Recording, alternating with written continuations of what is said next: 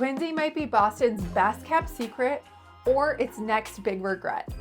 Everyone's talking about how it's becoming the new Southie, but the truth is, it's not that simple. Depending on where you land, Quincy can feel like luxury waterfront living or small town suburbia, and knowing the difference could save you a fortune.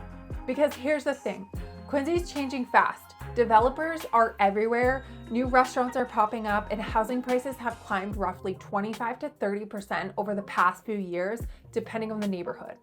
Some parts feel like a mini seaport, others still have that tight-knit neighborhood charm. And if you don't know the difference, you could end up overpaying or missing out on the lifestyle that actually fits you. I'm Kimberlee Meserve, and I've helped dozens of clients figure out whether Quincy really works for them. People torn between staying close to Boston or getting more space for their money. And what I've seen is this. Quincy's appeal depends totally on where you are and how you live. So in this video, I'm breaking down what you really need to know before moving here, from commute times and neighborhood breakdowns to pricing, schools, and the trade-offs that people don't talk about.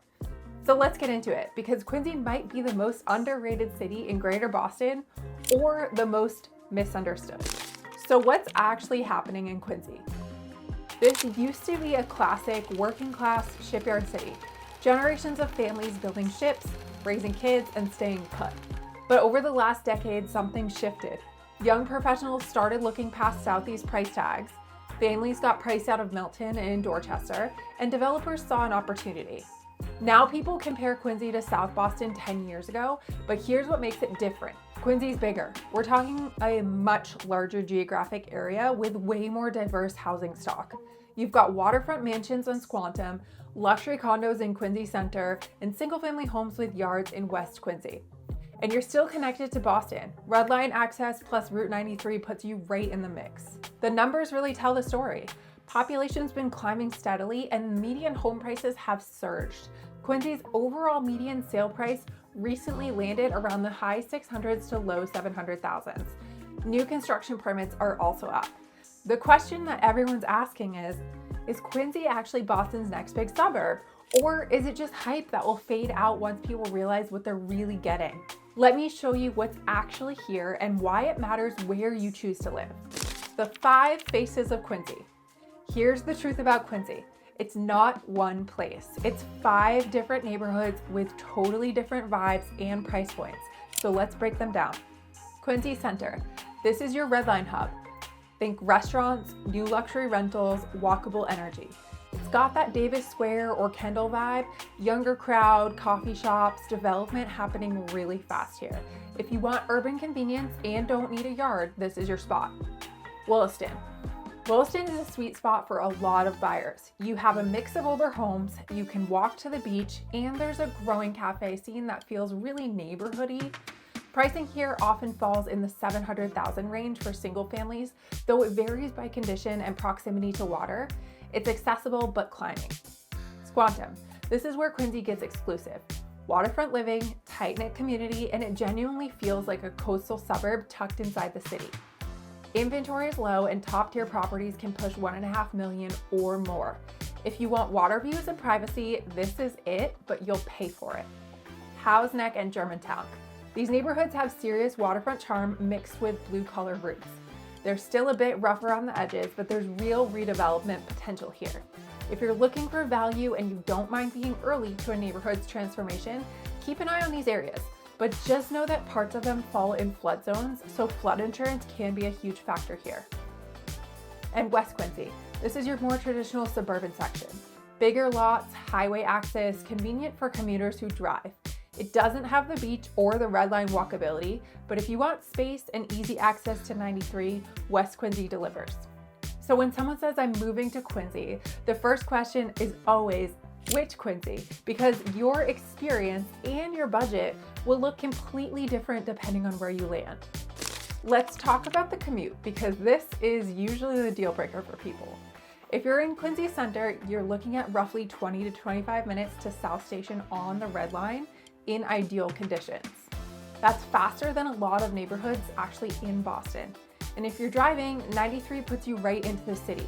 Though, let's be real, traffic is still traffic. During rush hour, you're really going to feel it. Logan Airport access is solid too. You can hit the Neponset Bridge and be at the airport in as little as 25 to 30 minutes, depending on traffic. Key term, depending, but expect longer at peak times. And that's huge if you travel for work or just want quick getaways. Now, walkability versus parking. It really depends on where you are. Quincy Center in Wollaston, well, you can walk to transit, restaurants, shops. West Quincy and Squantum, you're definitely driving, but parking is way easier and you're not circling blocks looking for a spot like you would if you were in the city. There's also seasonal ferry access and talk of future infrastructure improvements that could make getting around even easier. If you're comparing Quincy to Southie or Dorchester, your commute might actually be easier and your parking stress a lot lower. If you're thinking about moving to Greater Boston and want a clear picture of where you'll actually fit, commutes, schools, neighborhood personality, and what your money buys, make sure you download my free Boston relocation guide. You can scan the QR code on your screen or click the link in the description below. It breaks down everything you need to know before you make that move. So what does living in Quincy actually feel like on a day-to-day basis? Quincy Center is seeing the biggest transformation. New condos over retail, restaurants like Idle Hour, Fuji, Alba, places that feel current, not stuck in the past. There's energy here that didn't exist 5 years ago. And then there's the waterfront. Wollaston Beach, Marina Bay Boardwalk, sailing clubs, yacht clubs, you're minutes from the water in multiple directions. And if beach access matters to you, Quincy delivers in a way that most Boston suburbs can't. You've also got parks and trails. Blue Hills Reservation is right there for hiking, Furnace Brook Golf Club if you golf, dog-friendly spaces. It's really an outdoor lifestyle that surprises a lot of people. The local culture is interesting too. You have multi-generational families who have been living here forever, young professionals moving in, and a really strong immigrant community. It gives Quincy this authentic community energy that feels real, not manufactured.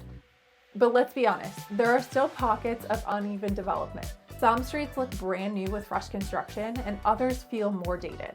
Quincy's in transition, and depending on where you are, you'll see both sides of that. Let's talk numbers because this is where strategy really matters. Here's the price range snapshot for 2025. Condos are running roughly $500,000 to $800,000 depending on location and finishes. Single-family homes tend to range between the high 600s and around $1 million in most areas, with premium properties reaching $1.2 million or more. Luxury and waterfront properties, well, you're looking at least $1.5 million and up. If you're renting, expect anywhere from $2,500 on the low end to $4,500 for larger or newer units.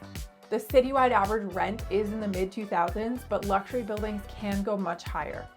Trends, well, inventory is tightening. New construction condos are adding supply, but they're priced at a premium. So if you want brand new, expect to pay for it. Let's compare Quincy versus South Boston. You're getting more space for your money in Quincy, but less nightlife and urban polish. Quincy versus Milton. Milton's got the school regulation and the established suburban feel, but you'll pay more for it. Quincy versus Dorchester. Dorchester's got great pockets and diversity, but Quincy's got the waterfront access and slightly lower crime perception. Here's the key insight. Quincy's value story is all about range. It fits multiple buyer types, young professionals, growing families, downsizers, investors, but knowing which pocket to buy in really matters. You can overpay in the wrong spot or get incredible value in the right spot. If you have kids or you're planning to have kids, schools are obviously a big factor. Quincy's public schools are solid but varied. North Quincy High School and Central Middle are among the stronger options. But like a lot of urban school districts, quality can shift depending on the school. So make sure you do your research on specific schools, not just the district overall. You've also got private and parochial options nearby, Archbishop Williams, Montessori programs, and others if you want alternatives. When it comes to safety perception, it's really improving, but it does vary by pocket. Squantum and Wollaston feel very safe and family-oriented, and some areas near Quincy Center and the outer neighborhoods are still working through their reputation.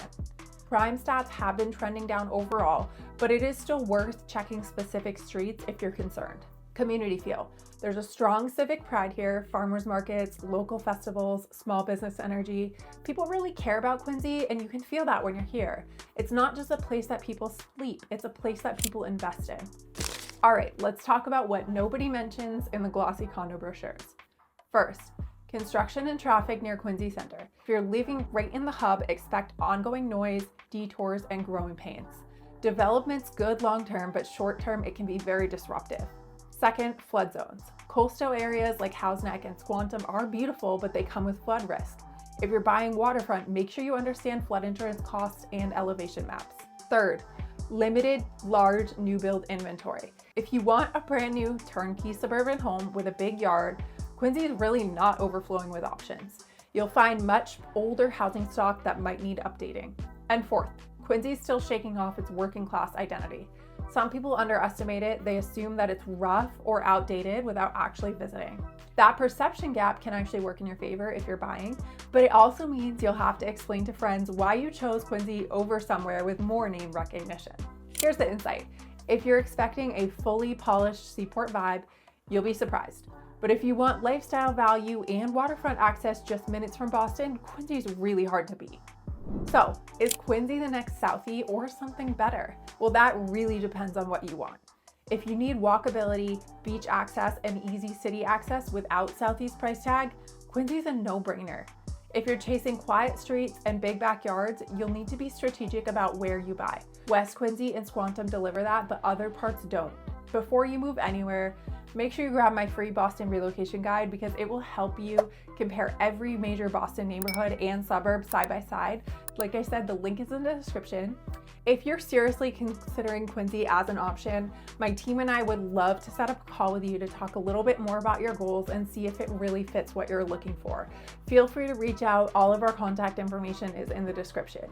And if you want to see where Quincy ranks against other hidden gem suburbs around Boston, watch this video next. Boston suburbs that you may or may not know in 2026. It will help you spot the next hot area before everyone else does. Thanks for watching, and if Quincy's on your radar, let's talk. I would love to help you figure out if it's the right fit.